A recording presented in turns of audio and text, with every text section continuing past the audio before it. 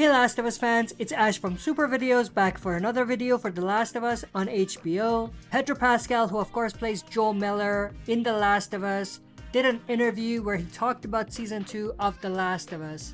And he said Season 2 is effing heartbreaking. And straight up called the showrunners sick people. And let's be real, there's only one thing that this could mean.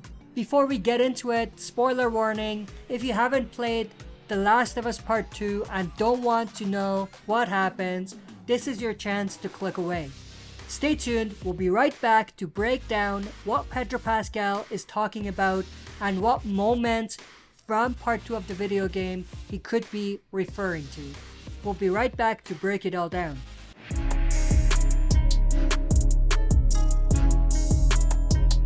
Alright, as always, before we dive into it, smash the like button, subscribe to join our community, and press the bell to be notified when I upload on the channel. With that said, let's dive right into it. So if you're still here, you already know what's coming. There is no way Pedro Pascal says that unless we're talking about the moment. Spoiler alert, Joel's death. If they're following the game, that means we're about to see one of the most brutal, gut-wrenching and controversial TV deaths in history. Maybe the one that comes closest to it is The Walking Dead when Negan killed Glenn. But let's get back to The Last of Us. This scene where Joel gets killed by Abby isn't just sad, it's the moment that completely changes Ellie's story. And if Pedro's calling it heartbreaking, it sounds like they're going all in. But here's the thing, what if they're messing with us?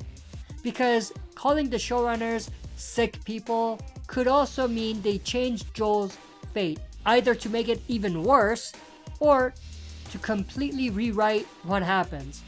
And honestly, that might be even more shocking than killing him off. Think about it, HBO knows how huge this moment is.